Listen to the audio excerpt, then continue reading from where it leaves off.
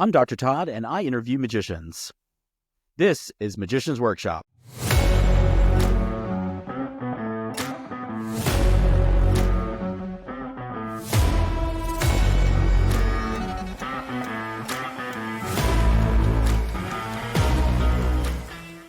I recently got a chance to interview the amazing Carisa Hendrix. A lot of you guys know her as Lucy Darling. She has become super popular on TikTok. So when I got a chance to talk to her, I was over the moon. So this is my interview with Carisa Hendrix, aka Lucy Darling. Carisa Hendrix is a respected magician and variety artist who brings magic and mayhem to the stage with their highly reviewed semi-improvised magic shows. This larger-than-life performer has earned accolades for their amazing magical stunts and delightful comedic flair. Winning over 15 different awards and thrilling audiences worldwide, Hendrix is well-loved in the world of magic, known for their circus skills, bubble sculpting, and magic. Hendrix is a well-rounded and accomplished performer who has been featured in the Guinness Book of World Records and Ripley's Believe It or Not. Hendrix is the 2021 recipient of the Carlton Award from the Magic Circle in London, the 2019 recipient of the prestigious Alan Slate Award, and was recently awarded Stage Magician of the Year at the world-famous Magic Castle for a historic second year in a row. Not to mention, she is my wife's favorite magician. Carisa Hendrix, thank you for taking the time to chat. No, I love it. I love being anyone's wife's favorite magician. That makes me so happy. Yeah, well, we've been walking around the house for the last week going, oh no, help. Chapel Roan borrowed this saying from this drag queen of like, I'm your favorite artist. And I've been tempted to say I'm your favorite magician's wife's favorite magician. It's true. And I mean, just I 100% will get into your character work, but it's amazing to watch the how you work a crowd. It's amazing. My kids have been asking if they could sit and watch, but I was like, no, you guys are too loud. So we're gonna have to. I'll let you watch after it's recorded. It's sweet. So I want to start with your early inspiration and kind of move forward. Mm-hmm. And so I have a quote from your website. At 16, Hendrix's interest in the carnival sideshow was sparked by a chance encounter with an elderly sideshow performer and the misguided support of a high school chum. After a few months of training, they began doing small shows, and despite their astonishingly low quality, more bookings kept coming in. Can you elaborate on that story a little bit? Sure. So when I was young, I was considered or qualified for in Canada as a low-income family. And so that, luckily in Canada, that gains access to a lot of cool programs. And one of those programs was called Art of Youth. And Art of Youth was a youth program that was ran over the summer. It was basically kind of an alternative childcare situation, but it was revolving around visual and performative art. And I was the last kid you would ever imagine would become a performer. I was fairly introverted. I was I was bookish. I didn't have the best social skills. And that summer, I had gone to this Art of Youth program. We were painting murals and we were ushering at events and we were doing all this stuff. And we did a thing with Stage Left Productions where we wrote a play with some people with different kinds of disabilities. And it was a great program. And I learned like some basic performing skills, but I also met a handful of sideshow people because there were a couple of events that were doing these like carnival shows. And so I met a performer who had I don't know what the technical term is, but like the flipper arm thing from the thalidomide cases, who was from England, and he was really inspiring. He was really, really excellent performer. And there was another gentleman in that show who had come from Europe, and he did like some other sideshow skills. And there was like amazing circus people. And when the program was done, I was so fascinated by this sideshow stuff because I had been watching it with like a magician's eye, because I had grown up like really interested in magic and had tons of experience like inventing magic tricks. And so I'm watching it, trying to figure out how it's done. And afterwards, I went to go talk to some of the performers, and I was like, yeah, it was amazing. Like the, hammering nails into your face and all that stuff. Like I couldn't figure out the trick. And they both were like, oh, there's no trick. You just do it. And that my brain was blown. My mind was absolutely blown. So later that summer, I also worked for, not worked for, but like volunteered at several other organizations. And I can't quite remember which organization it was. It was either Youth Week or Youth Volunteer Corps or some one of those organizations. I volunteered for like 1,000 of them. And they had a thing where you could like go help these elderly people with disabilities at their home, like do some things. And the person that I was assigned to was one of those sideshow performers. And he needed help because he had like quite bad arthritis. His fingers were all kind of wonky. He needed some help sorting out the stuff in the garage, and I'm moving things. And these are like big carnival masks and all this stuff. It's amazing. And he showed me a couple of tricks, and he gave me access to some literature, and it was enough to kind of get started. And another friend of mine at the time was also like kind of curious about that kind of stuff. So we started working on like fire eating skills mostly. Then I was learning how to walk on broken glass and do other skills. And then in beginning of October of that year when I was 16. So keep in mind this time frame, right? Like I do this thing in the summer, I go back to school in September, we start hanging out and like learning this fire eating thing. October, right at the beginning of October, I get kicked out of the house. Because it's just very stressful at home, especially with like low income, and everybody was stressed out. And I was a teenage girl, so I was like maybe not the most respectful of the situation. So I got kicked out of the house, and I'm very prideful, and I have no skill to make any money. And one of my mentors at the time, Marcia Mido, also happened to be, she did a lot of work with youth, but she also happened to be the entertainment director for this haunted house in town called Screamworks or Screamfest. Screamworks was the company, Screamfest was the show. And she offered me this gig, and it was up, like up north. I have to take a bus there. It was like an hour-long bus ride. And it would be 5 hours a night, and every hour you would do a 15-minute show. And so 5 shows a night for 28 nights for $50 a night. And for me at the time, that was more money than I could even imagine. And I needed money because I was now on my own. And I said, yes, I'll do it. Now, keep in mind, I have no real performing skills of any kind. Like I was sort of doing shadow cast work for Rocky Horror Picture Show, like they do the Rocky Horror Picture Show. And I would like mull around on stage. That was like the most experience I had, kind of. But like not really. I'd like a little bit done that, but not a lot of it. And so I start doing this thing, and I can eat fire, and I can do a couple card tricks, and this show is awful, like profoundly, terribly awful. But it doesn't matter because it's in a room with a bunch of carnival games, and it's really just something on the stage to fill the space. But failing that way, when it's like, hey, if I get fired, I can't eat, what was so motivating. And so I would go to school, and while I should have been doing my schoolwork, I'd be like rewriting the show and coming up with new ideas. And by, day 10, that's 50 shows, it was fine. The show was fine. Not good, not terrible. And by the end of the run, the show was kind of funny and kind of good. And I learned how to do my makeup, so I looked a lot older. So people were like more receptive because I realized like, oh, part of it is that I look like a child and they're not sure of me. And I remember they had a couple of magicians walking around, doing walk around in the carnival. And this magician comes up to me and he goes, wow, you're really talented. And it's crazy. Calgary's such a small place. I would have thought I would have heard of you. And I was like, just working, whatever. Yeah. So he goes, yeah, do you do balloon animals? Because we always need more people at Christmas. And I go, yeah, absolutely no problem. Never made a balloon animal, barely even ever seen a balloon animal, never walked on stilts, barely ever saw a serial worker, have no idea what these things are. But I do have Google, and I need money. And I keep in mind, like I also have 2 jobs. Like I'm doing stock service at a pharmacy every morning. Like I'm at a drugstore. I'm stocking shelves from 5 a.m. to 8 before school. And then after school, I'm working at a juice bar, and I'm still doing a full course load. And I'm also like trying to learn how to still walk. So I buy a bag of balloons because it's what I can afford, and I buy a pump.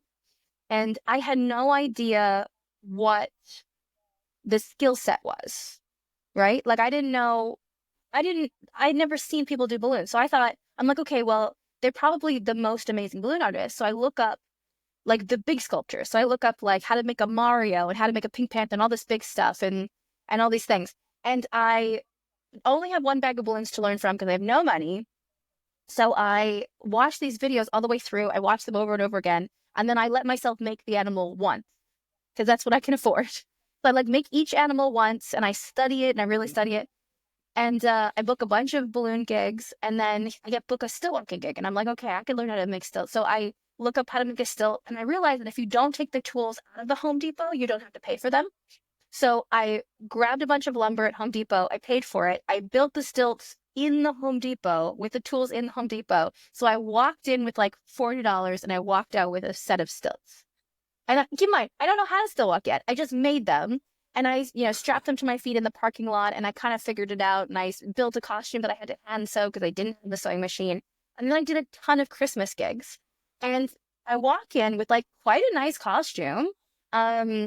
At doing still walking, and I immediately booked more gigs. But the balloon animals was kind of the real test because I was immediately a high-level balloon artist. I had no people skills, and I'm here's the thing: the balloons were not good. Like I didn't have a lot of I wasn't going fast because that's the skill. The real skill of balloon artistry is like consistency and speed, and I was doing none of that. But what they weren't noticing was I was making these big elaborate things, so they just assumed I was better than I was, and I was doing a lot of line work where you work with like 6 other people. So nobody really noticed that my line wasn't moving. They just saw I was making big stuff and assumed I was high level. So I booked a ton more work. And so very quickly, it took like 6 months. I was able to quit my job doing stock service for $8 an hour. I was able to quit my job at the juice bar, working for like $6 an hour. And I was just performing. And for me, it wasn't like, I want to be a performer. It was like, I don't have time to work at McDonald's. I don't have time to work for $8 an hour. I need to go to school. So I have to do gigs that are $100 an hour because that's what I can do. And so I do 1 or 2 gigs every weekend and it would be enough money to get me through the week. And I did that till I graduated. I did that after I graduated. And then I got a job at Boys and Girls Club and at this private school teaching, which is what I really wanted to do. But they didn't pay very well. So I kept performing on the side just to kind of supplement my income. And, and obviously there was a moment when I was like, oh no, I don't think this is a part-time job. I think this is actually like the thing I'm good at. I think I'm supposed to do this. And it was hard because I love teaching. I still love teaching. But it was pretty obvious, like I was meant for something and it's hard to ignore that. Wow. That's amazing. And you said earlier that you were looking at the sideshow through a magician's lens. So you were obviously into magic far earlier than 16. What was your first memory of magic? When I was little, there were these like shows on TV in Canada, like Camp Caribou. I know that sounds like I'm making up a Canadian TV show, but that really was a show that existed. And they had a magician on that show, and I worked my butt off to look up who this guy was. If anybody knows who the magician who did tricks on Camp Caribou was, please put us in touch, because I owe him so much. And then also, Max Maven had a show in Canada called Maximum Dimension. And obviously, like, Copperfield specials and Doug Henning specials. And I watched stuff, I don't know, like 5 or 6 or 7. And my dad's a computer technician. My dad's a really smart guy. He likes to build stuff. And he really instilled a love of building stuff and making stuff in me and my brother. And I remember watching these specials with my dad, and during the commercial break, my dad would look over at me and go, hey, so how do you think he does that? And then I would make up some crazy it's springs and magnets and blah, blah. And I would just go off, and my dad would go, yeah, I think you're right. And I was never right. Not once, not in 1,000 years was I right. But it was just so validating. And to me, it kind of taught me like, oh, these are knowable things. And like part of what magic is, because I love magic, is to like invent and figure things out. So no one bought me a magic kit. I didn't have a magic book. There was none of that. It was just, I bought a deck of cards with what little money I had, and I would like do card tricks at school. And I worked at the library. I was a volunteer at the library. So I would like hide different cards in the book pockets behind books. And then I would memorize like which books had which card. And I remember like slipping cards into people's pockets and then like revealing the card, like and pretending I stuck in the pocket, or like getting my other friends to put stuff in each other's back pocket. Like there was no method. My method was I was a spy, and I just like completely insane. And everyone's like, oh, crazy card tricks. And then hilariously, like at like 15, I think it was, I finally found a couple books on magic at the library, and I was like, there are books on magic this whole time? These guys are making everything up from scratch every time? That's so sweet. I was livid, absolutely livid. And then someone bought me like a real magic book, like a one of those like encyclopedia things, and I just remember being like so upset that I had wasted all this time. So I had always been interested in magic, but from that perspective of like magic is something that is a puzzle. Magic is something to know. So when people, I think a lot of magicians are a little bit uncomfortable, or like they don't like people who come to a magic show and try to figure things out. But because I was that kid, I'm way more sympathetic. I just posted, I'm doing fairly well at TikTok right now, and they were like, the audience was like, wait, what magic videos? What magic videos? So I posted a magic video. And there's not a lot of comments like this. Like there are 600 comments saying like, this is so fun. And there are 2 comments saying like, oh, I saw the hands do the thing. And I posted on both of them like, good eye, well done. Because that's what they want. And also, that was me. Like I would have killed my own cat to have a magician go, you did it, good job. Like I have no reason not to validate them. Like they are enjoying that for a different reason. And also they're being very respectful. They're not saying like, well, here's how it was done. They're saying like, oh, they're just like sort of talking in code. And I'm like, okay, I'll reward that behavior. Like that's kind of cute. So it doesn't bother me. That was very much who I was. And so by the time I saw a sideshow, my only context was magic. So I thought, oh, this must also be magic. And then it was not magic at all. Yeah, speaking of fire eating, um,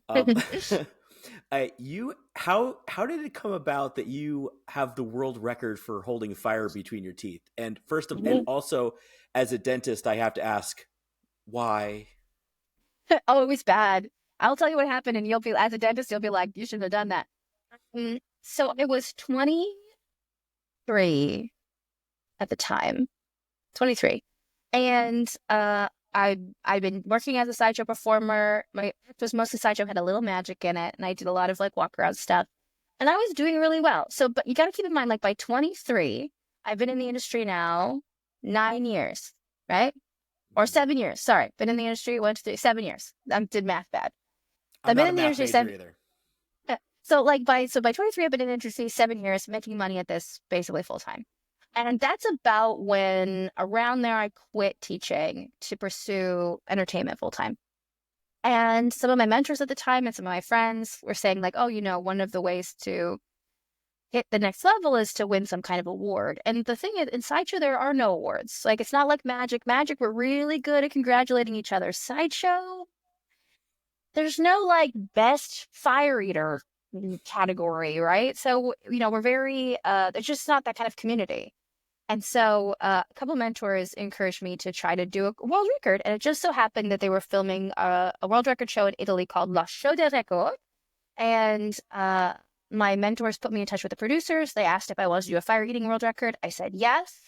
The Guinness World Record people sent me 3 or 4 options. I tried to do all of them.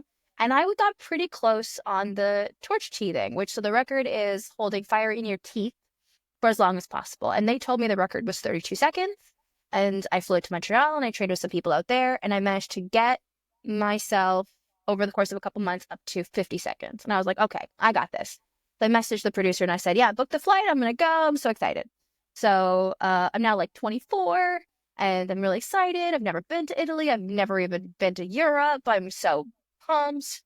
And like a week before I leave, maybe less than that, the producer calls me. He goes, hey, I'm so sorry. We just took a look at the record to confirm, and we realized that the record actually has been beat since the one we sent you. The new record is 1 minute and 32 seconds. And I went, oh, okay. And then all I could think is like, me going to Italy is not contingent on me actually winning. And I really want to go to Italy. So I just go, yeah, no problem. That's no problem. No problem. So I get on a plane and I completely give up in my head. I'm like, there's no way I'm going to win. 0% chance. I'm just going to have fun. So I am the calmest anyone has ever been to appear on a television show in the history of the world. I'm so calm and I show up and they don't have the fuel I need and I'm so calm. And like the fuel is very dirty and it's the wrong fuel and it burns hotter than I'm used to. And I'm like, whatever. And they're like, you have to, you have to do it for this photo shoot. So that we're doing a photo shoot for the world record book in case you win. And I'm like, no problem. I do the photo shoot. I go waverboard. I burn my lip. Whatever. Doesn't matter. I'm not going to win. Doesn't matter. Doesn't matter. I'm not going to win. 0% chance I'm going to win. And then the day before we shoot this thing, we do like a little rehearsal. The day before we shoot it. And everybody speaks Italian. And I don't speak Italian, but I do speak French. So I can kind of figure out what people are saying without a translator. I'm kind of speaking French at them and they're speaking Italian at me. And they explain, hey, it's really important to us that you actually beat this record. And I'm like, yeah, me too.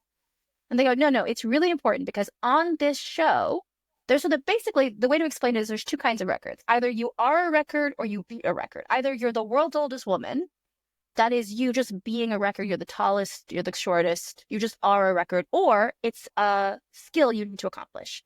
And for that year, they were trying to have more even male-female representation. And they had found some women who were records, but they had very few women who were going to beat records. And so they said, like, in order to make our quota, you have to. And I went, cool. This conversation is unhelpful. Like, it's going to just not happen. So I'll just tell you. And they're like, well, if they could do anything to support you. And I was like, well, it's hard to practice because there's so much wind in the room because it's a big room. And they're like, well, shut off all the air conditioning. We'll do whatever you want. So now they're like jumping through hoops. And I'm like, oh, okay. Maybe I'll actually. So I kind of, for the first time, I'm like, maybe I'll get this. This is crazy. And they're really helpful. And this guy named Marco Frigati, he's the official from Guinness. He comes over to me the day before. And he goes, what can I do to support you? Like, there could not have been nicer people. Also, they did my makeup, and it's the best I've ever looked in my entire life. Like, Italian makeup artists, perfecto. So I talked to Marco, and he goes, what can I do? And I was like, what's really helpful is that while I'm doing it, it's very painful. And it's hard for me to like keep track of where I am in space because I'm just like doing a breathing exercise. And so the breathing exercise slows time down. So I think time is longer than it is. So if you could give me my 10, so tell me when it's 10 seconds, tell me when it's 20 seconds, tell me when it's 30 seconds, that will help me like situate myself in space and that'll help me focus and breathe through the pain. He goes, absolutely. And he offers to do it in English. And I'm like, no, I can figure it out in Italian. Great. Fantastic. So next day I wake up and somewhere I have this video. I videotaped myself. I wish I had it. I don't know where it is. I will find it of me like doing pep talk in the mirror of me being like, you don't get it. That's okay. You didn't expect to get it, but we're going to do our best. No. So I go out there, do my hair and makeup. I go out and I still have this like raging burn on my lip. And so I can't practice that whole day. And so I'm icing this thing to try to give myself a bit of an advantage. And it's just not helping. So I go out there. It's a live studio audience and it's so fun. And they're the best. And it just gives me this energy. And I'm like, I'm like, I'm going to get this. So I get down on my knees because part of it is that you have to hold your head all the way back. And I learned like if I get down on the floor, then I'm not also trying to balance my body. Like the more things I could eliminate, the better. So I'm on my knees, I'm on the floor. I put the flame in my teeth and they start counting. And I hear Marco go 10, 20, 30, 40, 50, and then he stops counting. I'm furious. I'm like, I gave this man one job. Marco, all you had to do is count. That's it. You suck. And in my head, I'm like, I have never wished such horrible, vile, awful things down on a man I barely knew before in my whole life. And so I'm good. So I go as long as I can. And then I think I'm going to go until the pain is more than I can handle. And then I'm going to count 3 seconds. 1, 2, 3, and I take it out and I spin in a circle. And like there's, it's so hot that it's like an ember. It's like I was holding a piece of coal in my teeth. It's so hot. And I spin it in a circle and this like trail of smoke goes. And I trying to present myself because now they have to do the after thing. And so I'm just smiling and I'm in like crazy pain. And I'm just thinking like, I know there's medical help at the other end of the smile. And now I have a little thing in my ear because I don't speak Italian. And so they have given me a translator to translate things. And so, which means I find out everything like 10 seconds after they say it. So at one point they go, isn't she beautiful? And I just go, and then I hear that that's what I'm agreeing to. Like, yes, I am beautiful. So beautiful. And so then I'm just smiling and I'm trying to give my best, like Miss Congeniality, like, oh, I tried my best kind of smile. And then I hear them say a new world record is set at 2 minutes and 1 second. And I lose it. I lose it. There's a video somewhere of me like jumping up and down and screaming and like And I remember I'm on national television, I'm like, and I kind of straightened myself up. And I've become friends with they had like some of the Harlem Globetrotters were out there, and like the boys were backstage to give me a big hug, and the medical crew checked me out, and it was so great. And I got a medal. They put a medal on me, and I got a big certificate, and I was like, ah. And I was in the book. I was in the book for 2014 year, like the world record book, like big picture of me on the opposite side of a picture of Penn and Teller. It was crazy. And it really did change my life. It was like overnight, I became so bookable. I came home, and once we were allowed to announce it, I was in the national newspaper. I was on television every day, and my business just skyrocketed. And I had to hire an assistant. Like, we couldn't keep up with the bookings. And like, genuinely overnight, my life was completely different. But I had this money from the World Record Show because they also pay you to do the show. And I thought, I have this extra money. I've never had extra money. What should I do with this extra money? And I've always wanted to do more like theater training, but I just didn't have time. And so there was this program in Calgary called One Yellow Rabbit Lab Intensive, which was this like 3-week theater intensive with this like avant-garde theater company in Calgary that's really well respected. And it's this crazy program. And it's like one of those movies where, you know, they're like, oh, we need $2,000 to save the old barn. Look at this poster for $2,000.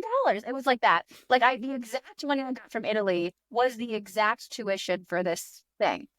And so I'm like, okay, I'm just going to plug my phone in because it looks like it's going to die. Okay, there we go. Oh, and no. So I apply for this program, and I'm immediately rejected because I have no training. They're like, you're going to be so far behind. So Denise Clark, who runs it, calls me and to like tell me to like explain why I'm not and welcome. And I'm like, okay. So I'm already like, okay, that's fine. So she calls and she's like, well, explain why you want to go.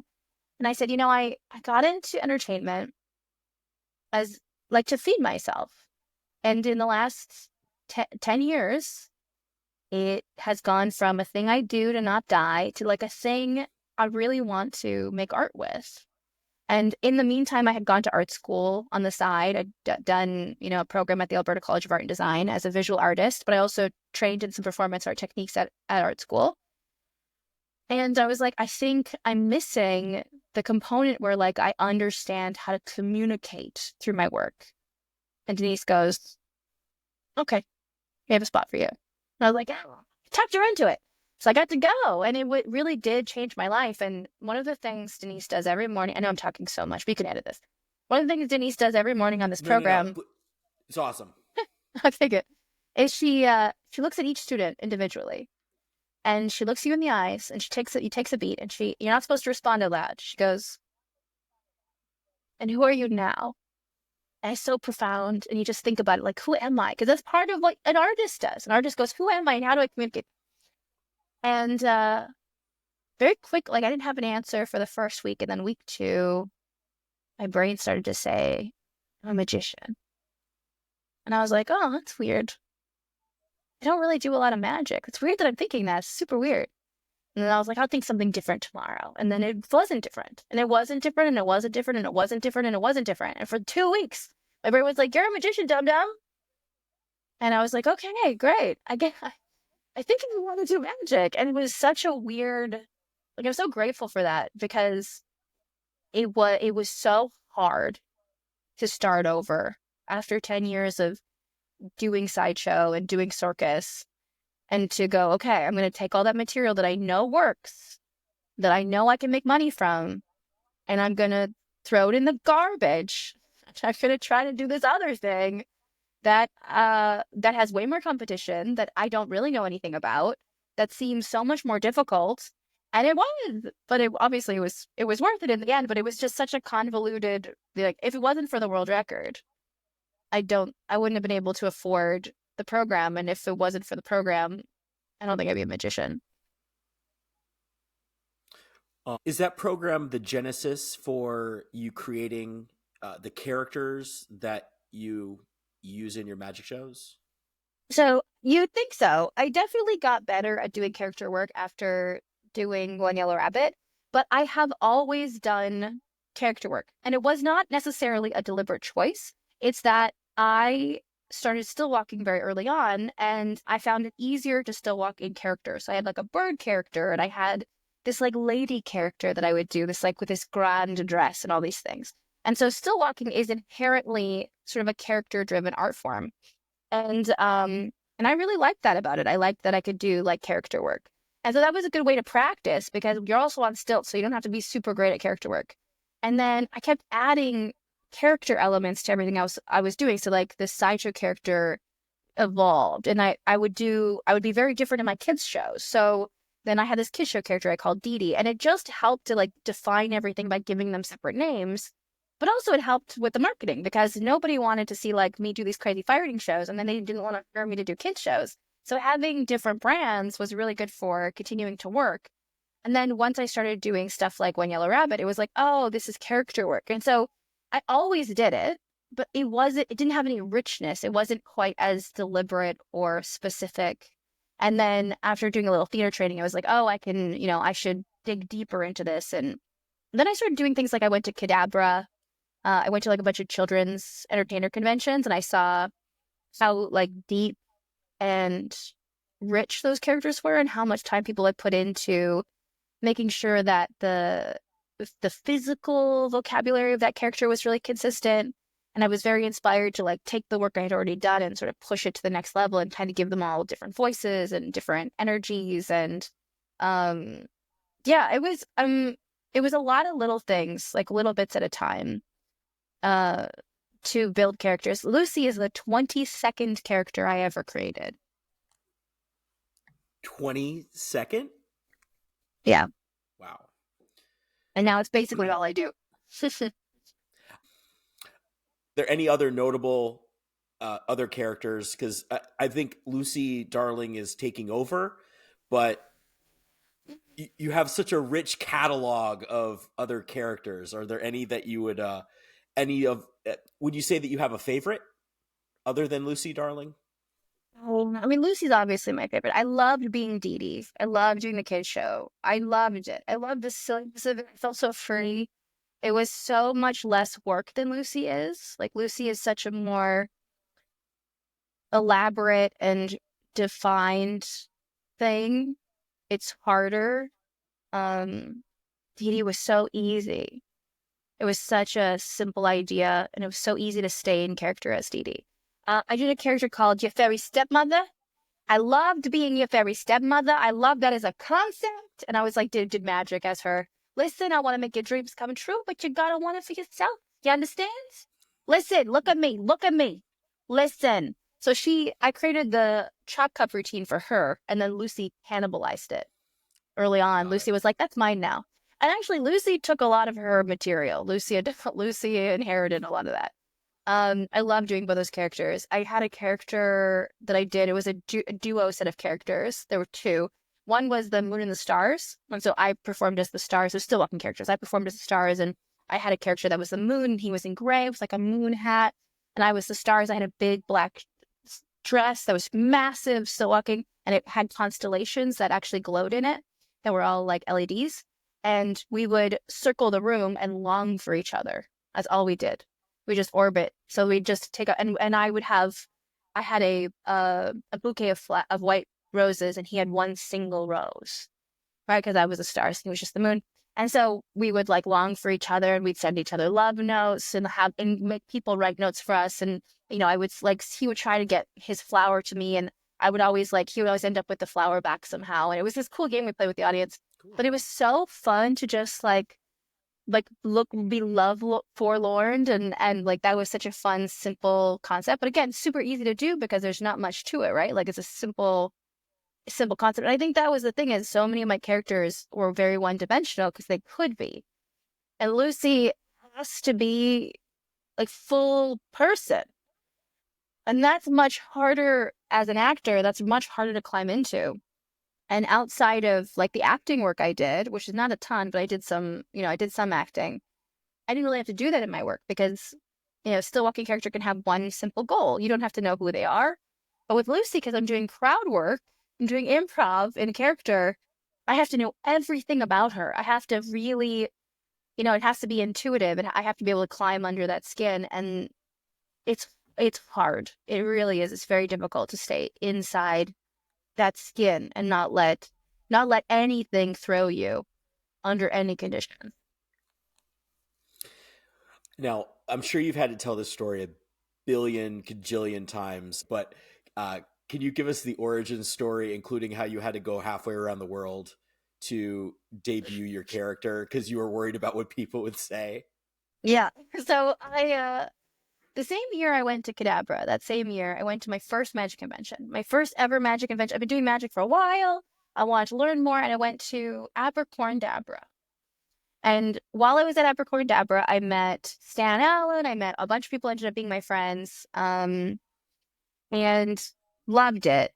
Loved it. And loved it so much, I thought, you know what, I should go to another magic convention. And I asked Stan what convention he'd be at, or if he's going to go to more conventions. And he recommended Abercorn. He mentioned Cadabra, so I went to Cadabra. And then at Cadabra, people said you should go to Atlanta Harvest. And so 3 magic conventions in one summer, go to Atlanta Harvest. And this whole time, I had been thinking about this character that I wanted to work on for this new magic show. I've been doing magic for a while, and I kept saying, like, I'd love to do a magic in character because I've been doing magic as me. And all of my friends would go, no, because I did a lot of close-up. I did a lot of walk around. I did a lot of coin stuff. I did a lot of, like, very strong close-up, right? Like, not funny at all. Like, punch you in the face stuff. That was my goal. Did a lot, worked my butt off, doing a lot of, like, weird stuff where things would, anyway, doesn't matter what it was. Crazy things. And people loved it. And so my friends were very encouraging, like, no, keep doing that. Like, keep doing the knuckle-busting stuff. People love that. The character stuff is all very vapid, and it's, just do what you're good at. And I was like, okay.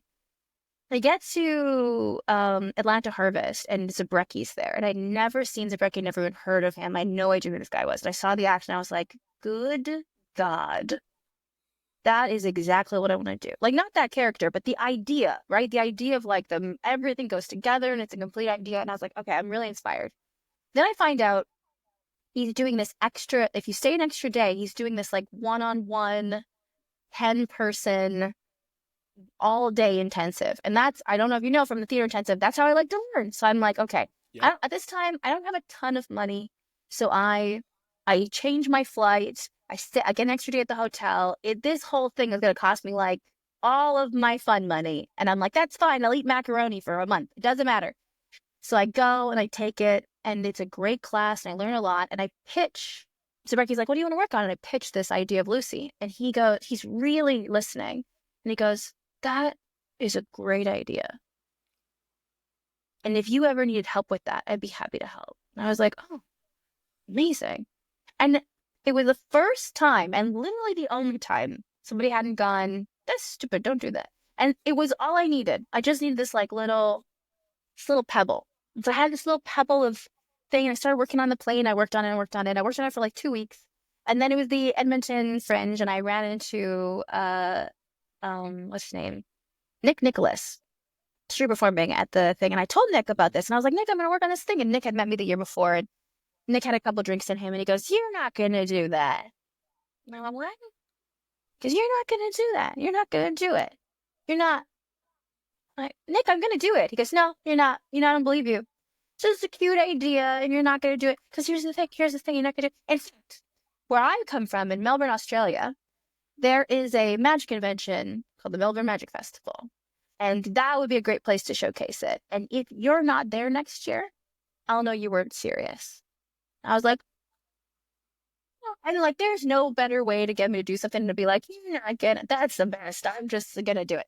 And so, and also everybody in Calgary that I talked to, a lot of people I talked to were like, no, it's not a good idea, not gonna do it. So I thought, you know what? If I book this, I've never been to Australia. I don't know anybody in Australia. If I go to Australia and I do this, and it's terrible, no one will find out. No one's going to find out. This is perfect. So I do my Christmas season. I work more than I've ever worked. I squirrel away some money. I write the show. I was married to a woman at the time, and our marriage was not going great. And so I wrote a play with me and her. And so I wrote this Lucy character, and then I wrote some music because she's a musical theater artist that she could sing in the show. And I fly us both to Australia, and we stay with Tim Ellis because I can't afford to, like, put us up in a hotel, and we go to do the show.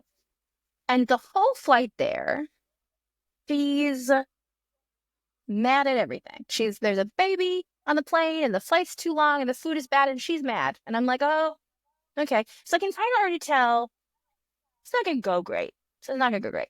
So the night we land, we were supposed to work this variety show to promote our show. We had a little duo thing we could do. And she goes, you know what? I'm too tired. I can't go. Like, okay.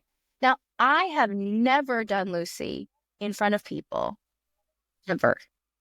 Not once. Not for 10 seconds. Never once did it. Practiced it. Worked with an accent coach. Rehearsed with my wife. Never did it in public. I go to this variety show and I have nothing. I have nothing because she's not coming with me. So I bring my fire eating stuff. I'm like, I'll eat fire. And I wrote some jokes. And I was like, okay. And I go out. And the guy who had done the act in front of me, before me, in this variety show, had finished his act wearing nothing but a colander. And also, there was a full baby in the audience. Like a full baby. Like a newborn baby. Who in the whole show. And so I had planned to do this 5-minute thing. And I walked out. And Lucy took over. And she did 6 minutes on the colander and the baby off the top of her head. And I was like, and then I ate fire real quick because I was like, I'm over time. And I remember going backstage and thinking, what just happened? What was that? Like, where did that come from? Like, who, what? Huh? And it was, I really realized, because I had just done different work, right? I'd hired an accent coach. I had not created this character the way I normally do. I created this character in a more complete way. And she was very real in my body. It was so different. And it's so funny because I watch videos now and like, it's not refined, but she's really there. Like you can see, I'm not doing a good job of performing her, but she's dying to get out of my body. Like she's so loud.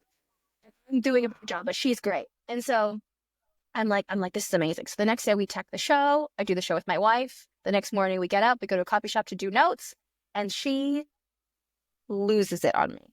Loses it. She's immediately screaming. She's so mad. She gets up and she walks out.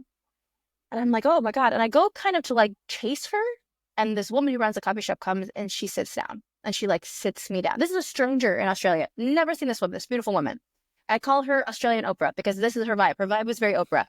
And she goes, I don't know what that was. I don't know who that woman is to you and I don't know you. But no one deserves to be talked to that way. So whatever that was, that's over. It's over. And so I'm gonna buy you a cup of coffee. It's my shop. You can sit here as long as you want. But it's over. Whatever that is over now. And I'm like, okay, all right, Oprah, yes. And so I'm sitting drinking my coffee and I'm like, holy crap, I don't know anybody and we have a show tonight. So I text Tim and I'm like, hey, can I skip my show tonight? How many tickets do you sell? He's like, oh, it's only 15 tickets. I'll just move them to tomorrow. And I was like, yeah, I'll do the show tomorrow. It's fine. And then I'm like, who do I know? I know nobody. And then I realized, I had met Simon Cornell at the Magic Castle a few months earlier. We'd hung out. I'm like, I kind of know him. I think I have his phone number. So I call Simon. Simon and I are not friends. I barely know this man. And I call Simon Cornell and I go, my wife just left me. What do I do? And he's like, oh, I'll come get you. So he comes to the coffee shop and he's like, and he's not the best at comforting people. He's like, doesn't have that skill. So he's like patting me on the head, like, no, cry, tiny woman, child.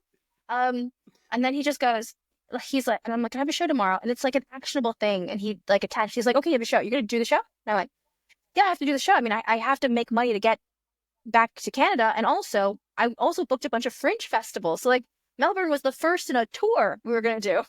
I've like Fringe festivals are Canada. Like, I was screwed. I have to do the show. So he goes, okay, no problem. What do you need? And I was like, I don't know. He's like, what do you need? Pen and a piece of paper. Goes, I can do that. So you get pen and a piece of paper, puts me in a different coffee shop. He sits me in the corner and he's like, write a new show. That's all you got to do. Just write a new show. I was like, yeah, I'll write a new show. So I write a new show. And I don't have enough material because I only have I was half the show. So I only have half a show. So I can do my material. And so I'm writing extra jokes to like fill out the material. And then I was like, I'm still like 10 minutes short. You know what? I'm pretty good at crowd work. I did it on the street a lot as a street performer. I'll just do crowd work. Fine. Amazing. I tell Tim Ellis drives me around town. We pick up the new props we need for the show. I meet with this amazing guy who's the tech, who has since passed away. He's this incredible man. And for free, he retexts my whole new show. Next day, I do the show. And it kills. Because it has gotten around that, like, my wife walked down the show. So it's gossip has packed the show, and it kills. And then the next show kills, and they're packed, and they're, like, sold out. And Tim adds another show to the schedule because, like, there's more people want to go. And then I win the comedy award. And then I get to Winnipeg, and it's like 5-star reviews, 5-star reviews, 5-star reviews. Like, the show is killing. And then Tim calls Jack at the castle and goes, "We have this thing. You need it. And I'll fly out and babysit this person." And so, and I do that now for people too. Like, if someone's never done the castle, I'll call Jack and be like, "I'll come do the same week and I'll babysit." Because the first week you do the castle is super overwhelming. And so, Tim flies out. I take a month off before I do the castle in November, and I rework the show, and I really hone this 30 minutes. And then it's like, I did the castle, and overnight, everyone knew who I was. Like, my whole life had changed. So this whole plan of, like, going to Australia and doing the show in secret did not work. It didn't work. Everybody found out. And so, but the weird thing of that story is that Tim was putting up me and my now ex-wife, and we were sleeping in the same bed. And when she walked out of the coffee shop, that was literally the last conversation we ever had. I would come in after my show. I would crawl into a bed where we slept together. She would not speak to me. I would wake up in the morning. She'd already be out of the house. She just went and had a vacation in Australia. We got on the same plane. We were driven in the same car to the airport. She didn't speak to me. Never had a conversation again. And, like, I flew to Winnipeg. I changed her flight so she could go back to Calgary, to where we had a house together. And every other conversation we had after that was through text message, entirely about her moving out and about, like, any financial arrangements. That was the last conversation. Like, that woman was right. She's like, "That's over." And I'm like, man, it was over. So, and then the other funny thing about this is that the next year I went back to the Magic Festival, and I was like, I'm going to bring a great show, because they deserve a show that isn't just me making stuff up. And I absolutely killed myself to write this show. So the first show was called A Lady's Guide to Deceit and Debauchery, and the concept was Lucy's written a book, and this is her book tour, and she also happens to be a magician. So the second year was called Tingling Sensation, and the concept was Lucy's book has gone mega platinum, and now this is her, like, victory lap. And so the show had, like, tons of magic in it, some really clever ideas. It was the beginning of the Think a Drink routine that I do now. And it did well. It sold really well. But the reviews were not quite as good. And I was like, "Oh, that's interesting." And so I would ask people, like, "Oh, what was it?" And they were like, "Well, last year he did, like, all this crowd work and all this, like, improvised stuff. We just miss it." And I was like, "Yeah, well, I did that because I didn't have enough material. And so I brought you beautiful material." And they're like, yeah, we just miss it." And I was like, "Oh, okay. And so then I wrote, based on that feedback, I wrote Indulgence, which is the show I'm still doing, although I'm going to retire that show here in a few months. But so I've been doing Indulgence for the last 3-4 years. It's been the new show. And that was the show I wrote after Tingling Sensation, that I was like, okay, people want the crowd work. They want the improv. They don't want, because Tingling Sensation was trick. It was 1,000 tricks a second. It was so many tricks, and they did not like it. They were like, "It's fine, but it's not what we're here for." Now, in an hour, I do 6 tricks, and it's too much magic. They still think it's too much magic. It's too much. They don't like it. They want less magic. They love the magic. But they're not willing to lose a second of the improv, of the talking, of the nonsense, of the character building. So I'm obviously obsessed with magic. And so the game now is to try to, like, sneak in more moments wherever I can. So every time I have a gag that people love, I, like, try to add a trick to it and see if I get away with it.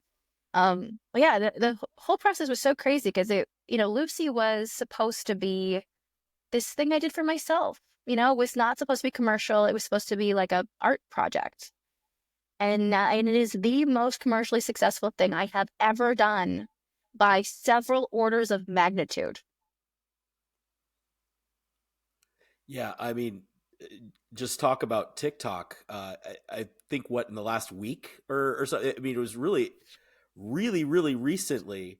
All of a sudden, Lucy Darling has taken over. I literally watched it happen when I was trying to see when Eric told me that I might be able to get this amazing magician, Carisa Hendrix. And then all of a sudden I was like, and then I looked, I was like, oh, Lucy Darling, I've heard of it. And then all of a sudden it's like, whoop, Yeah. you met Chris, and the world has now. I mean, did you Yeah. ever think that you would create a meme that millions of No. people are doing? So we, I love my fan base. My fan base is amazing. I have the most incredible fans in the world. Genuinely, genuinely. Like during the pandemic, there were people that saw the online show 6, 7 times.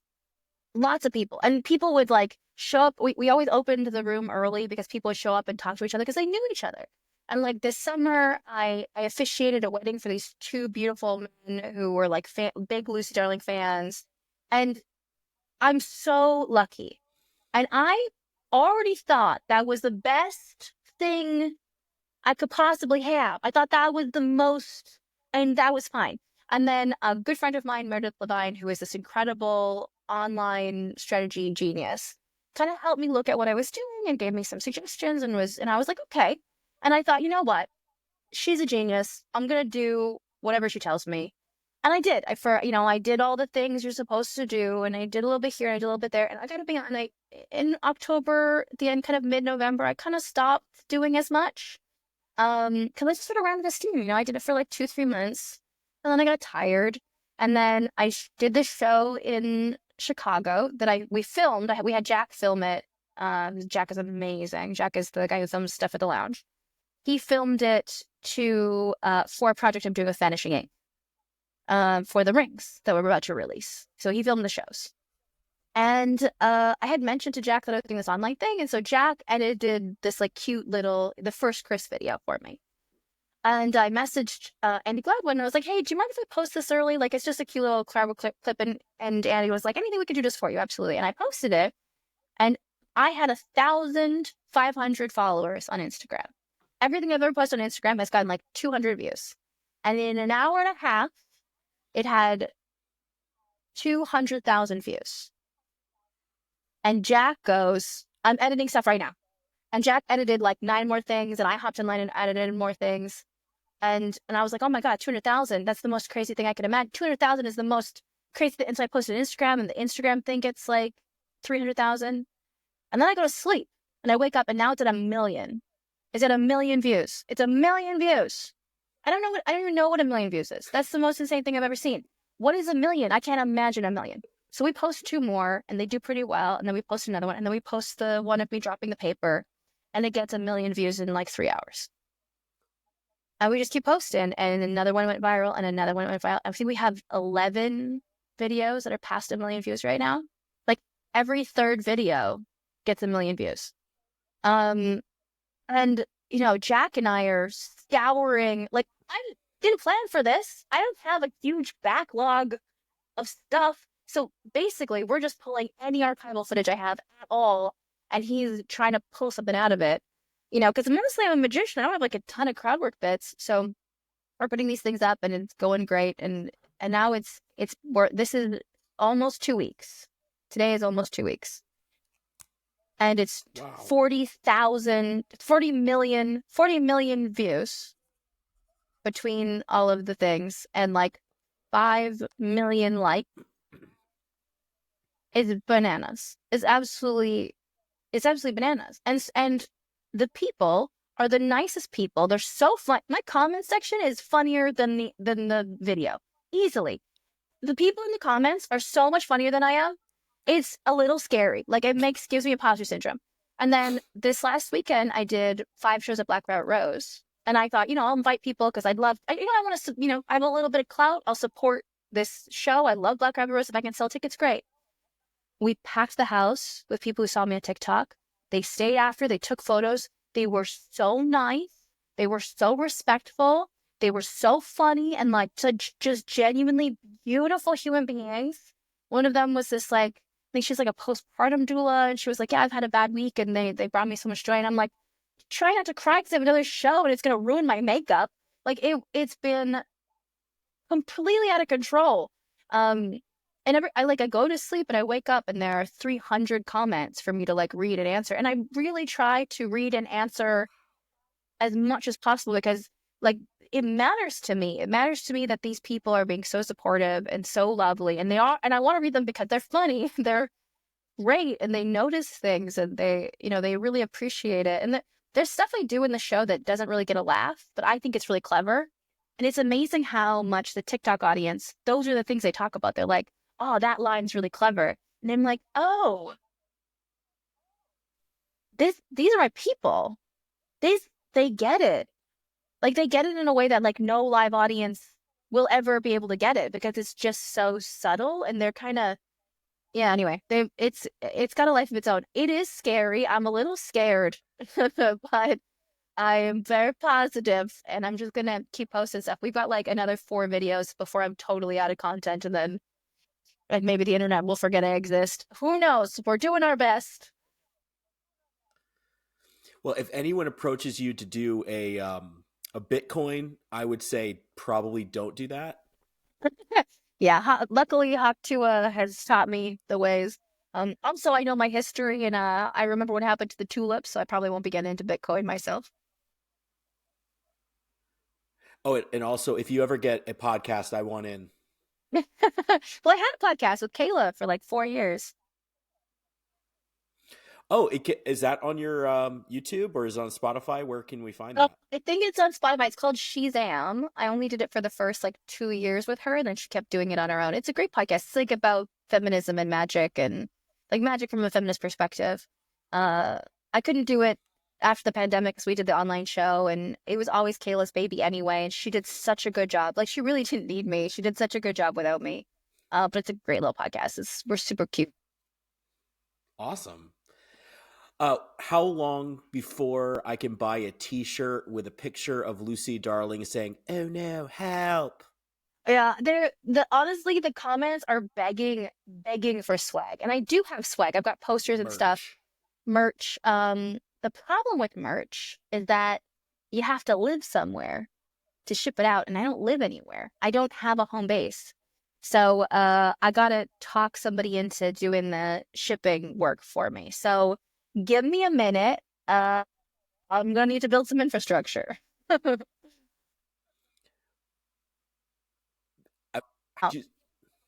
I'll ask around because I could probably.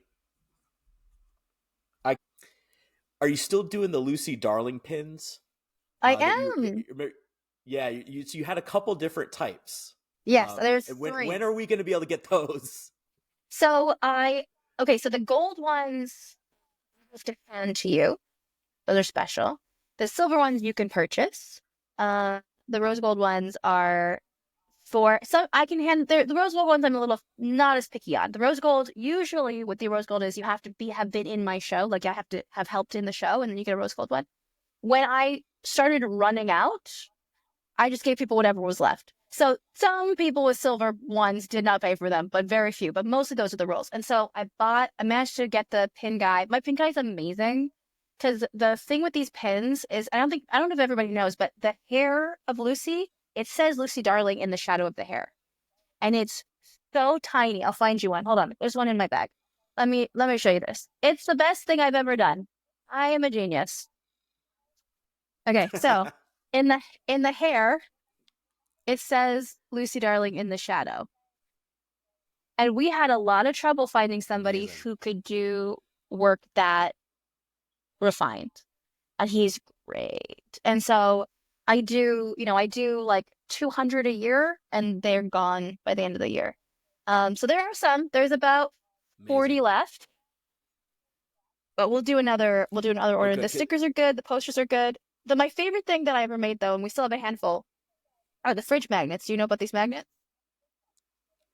No. These are the best. So you remember as when we were kids, they had all those like dress-up dolls where you like unfold the doll, and then there'd be like paper dresses where you could like dress up the doll. Yeah. The paper doll. So I did a set of fridge magnets like that. So it's Lucy, and then it's all of her most iconic dresses from the first 5 years of her career. So there's the dress I wore during the online show. There's the blue dress that Pam Thompson picked up for me. There's the dress from the original Lucy show. There's the dress from the first time I did the Magic Castle.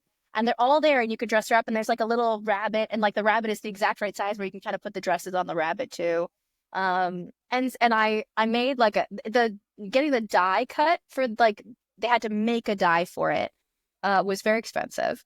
And we're probably going to do another series because since then Lucy's gotten 4 new dresses. So obviously we need to make the new dresses. So we're probably going to do another series of Lucy, probably in a slightly different body position as well. I'm not sure if we want to do 2 Lucys, or we're not quite sure. So the artist and I are working on it. But it's my favorite thing I ever made because it's just, it feels so clever. So yeah, so we're doing a redesign on those, and we'll do like a reprint on those because we only have a few left. But yeah, my goal. So cool. So do you remember Del O'Dell, the magician Del O'Dell? No. So I'm a little obsessed with Del O'Dell. Del O'Dell was this really incredible touring Del magician. O'Dell. She did a lot of her magic in rhyme. She was really talented. She had a rabbit in the show. That's part of why on the magnet we have a rabbit. It's sort of like a Del O'Dell reference.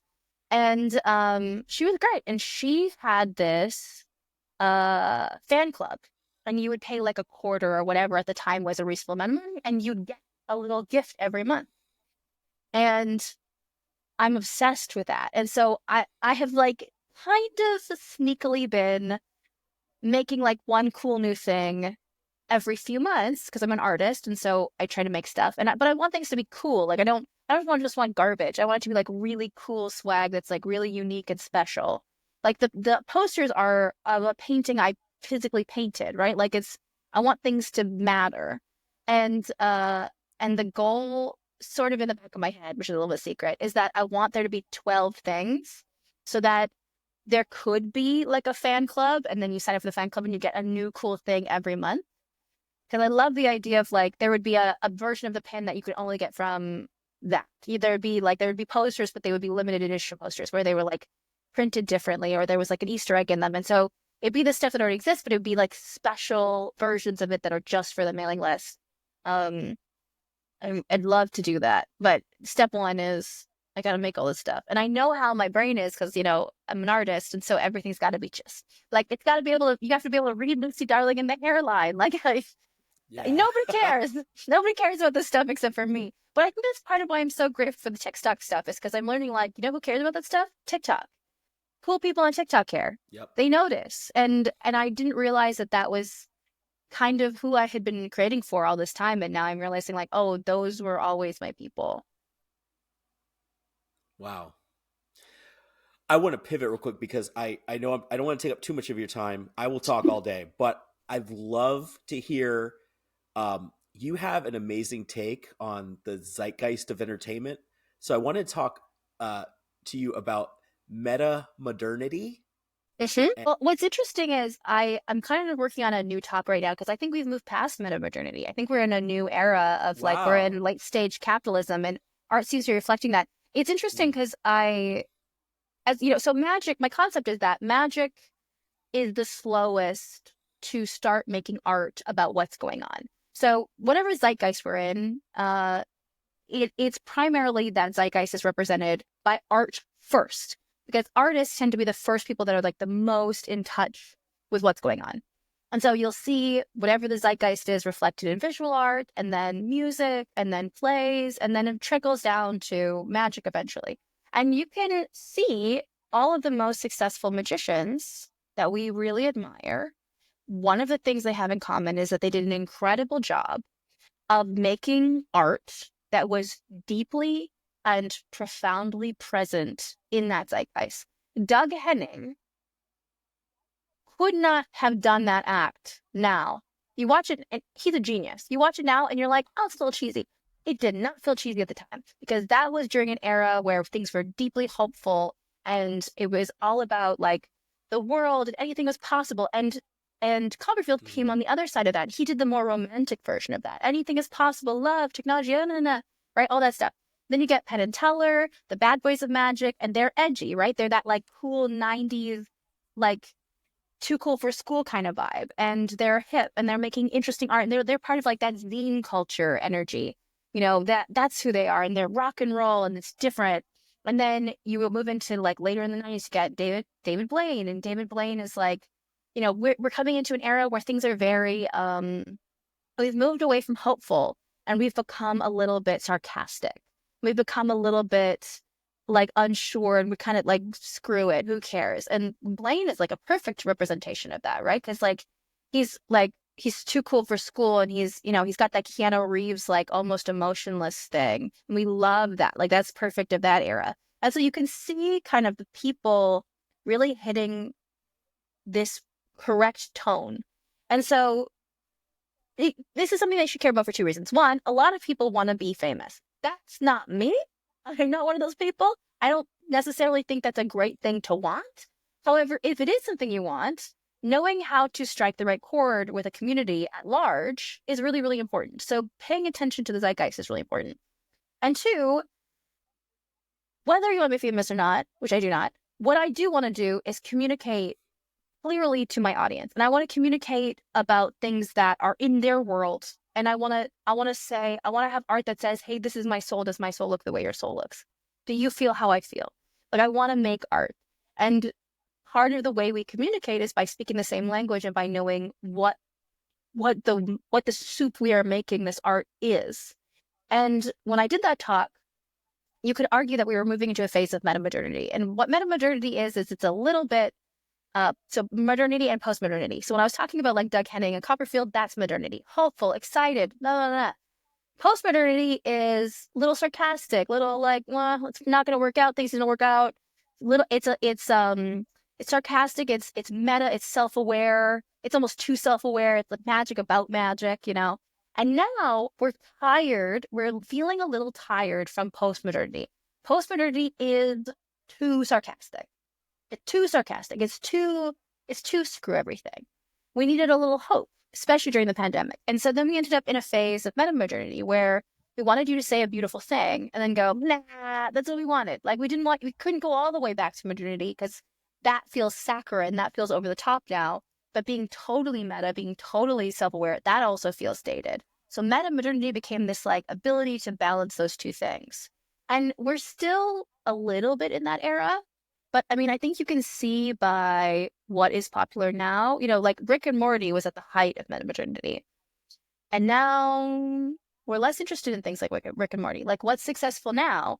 Now what's successful is this like commentary and this knowingness and this very intelligent, like things like Severance and like a lot of stuff that talks about being a cog in the machine or being part of capitalism or being like a lot of it is talking about having no power or having all these things. And so we don't really have a name that I know of for this new zeitgeist yet, but I can feel it. I think we can all feel it. Something's happening. And so my work has shifted with that. Like I did a shooting a CEO joke in the show a few weeks ago, or a week ago. And in a very, and I mean that in a generous way, in a way that was like very aware and was not disrespectful, ish. But that's sort of the great thing about crowd work is that I can keep in the flow of society. And I think part of why Lucy's doing so well is because what Lucy represents is a sense of like knowing what's going on and surviving it beautifully. Right? She knows she's not dumb. She knows what's going on. She's aware. And she's fine. And she's elegant. And she's the smartest person in the room. And she's just here to have a good time. And I think that kind of escapism, an escapism that's still present in the moment, escape where we don't leave, but we're here in a joyful way, I think is really resonating.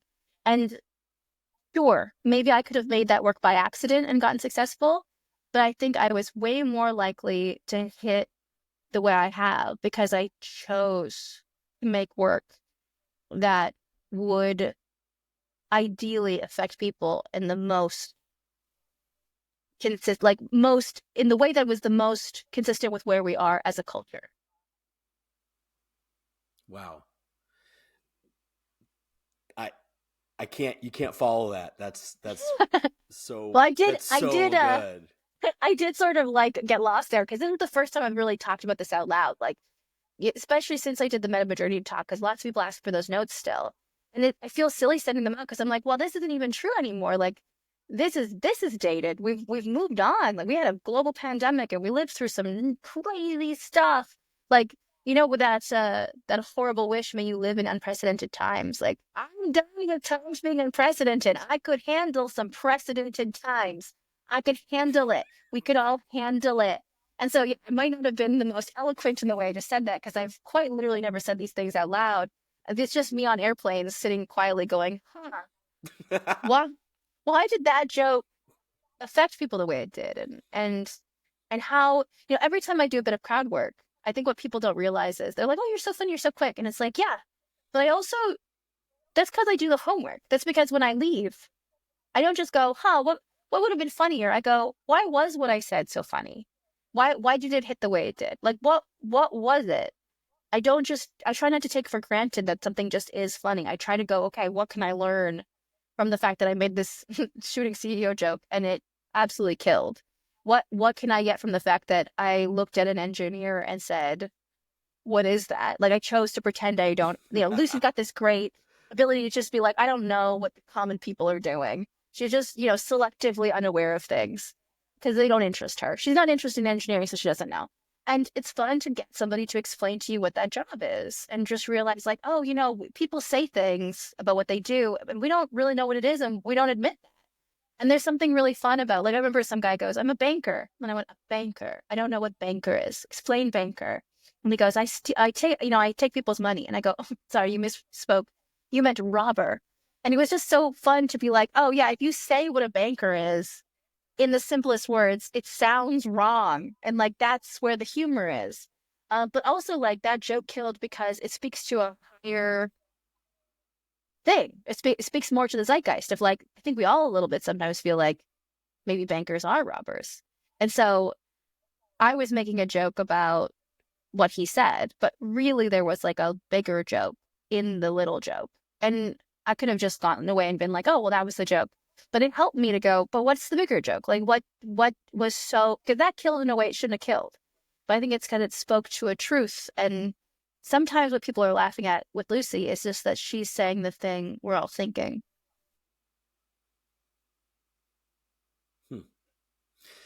So what's next for Lucy Darling and Carisa Hendrix in the world of magic? Where can people see you next? And I will be posting my touring schedule to the best of my ability on January 1st. So you certainly see me on tour. I'm going to keep trying to keep this TikTok thing going. I'm learning how, and I'm learning it's hard. So certainly go there. I think, TikTok might get banned in a few weeks. So I'm also moving everything over to Instagram and YouTube. So those will be fun, and follow that adventure, because I'm gonna be as surprised as to what happens as you are. I'll tell you that right now. Fantastic. So thanks again, Carisa. You're amazing. You're an inspiration. Thank you for being on with us. So thank you for spending time with us. And I think that was really, really enlightening. Yeah, happy to do it anytime.